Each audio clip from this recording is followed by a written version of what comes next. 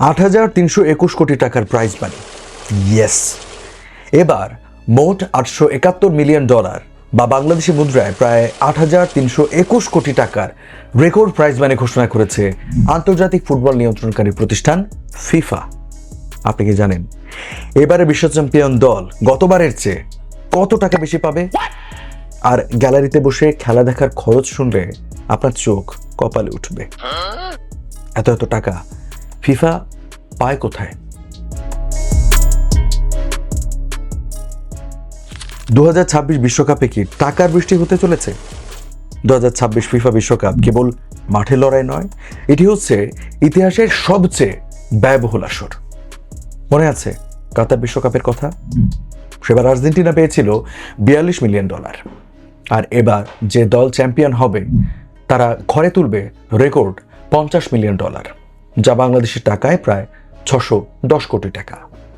হ্যাঁ, সোনালী ট্রফি আর সাথে নগদ 610 কোটি টাকা। অর্থাৎ এবার চ্যাম্পিয়নদের জন্য পুরস্কারের অঙ্ক বাড়ছে প্রায় 110 কোটি টাকা। 110 কোটি টাকা বাড়ছে। রানার্স আপ দলও কম যাচ্ছে না, তারা পাবে $33 মিলিয়ন, যা বাংলা টাকায় 403 কোটি টাকা।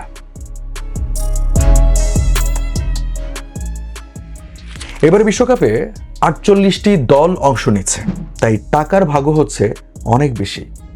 তৃতীয় ও চতুর্থ স্থান যে দল হবে তারা পাবে যথাক্রমে $29 ও $27 মিলিয়ন। কোয়ার্টার ফাইনালে খেলা প্রতিটি দল পাবে $19 মিলিয়ন করে। রাউন্ড অফ 32 এই নতুন রাউন্ডে উঠলেই নিশ্চিত হবে $11 মিলিয়ন বা প্রায় 134 কোটি টাকা। সবচেয়ে অবাক করা বিষয় হলো গ্রুপ পর্ব থেকে বিদায় নিলেও কোনো দল খালি হাতে ফিরবে না।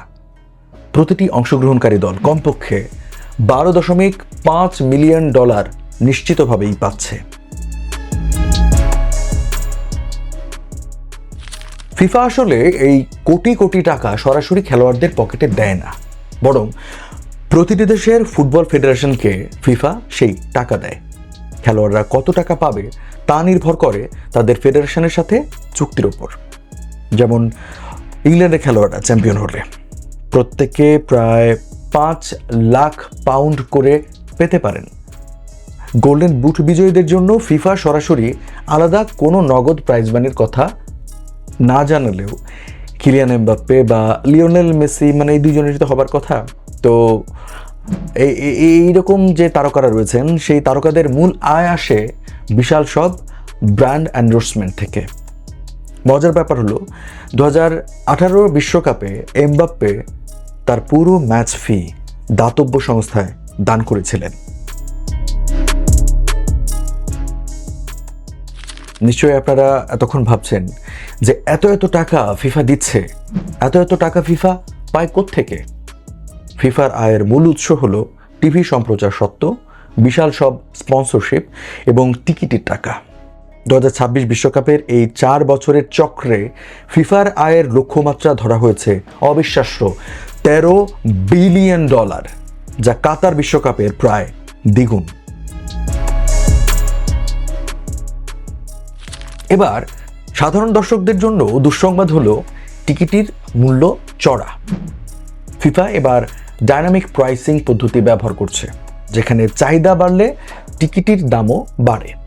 1994 থেকে 2022 পর্যন্ত ফাইনালের একটি প্রিমিয়াম সিটের গড় দাম ছিল $1,300, যা 2026 সালে বেড়ে দাঁড়িয়েছে $32,970।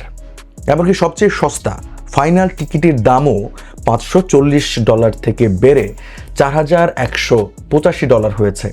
গ্যালারিতে বসে ফাইনাল খেলা উপভোগ করতে চাইলে অন্তত আপনাকে গুনতে হবে বাংলাদেশি টাকায় $5,15,873 টাকা।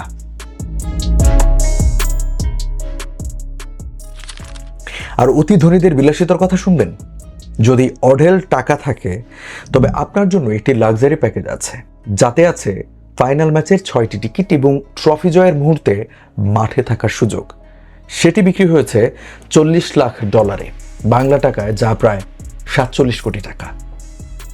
টাকার এই মহাসমুদ্রে শেষ পর্যন্ত কার হাতে উঠছে সোনালী ট্রফি আর ওই 610 কোটি টাকা?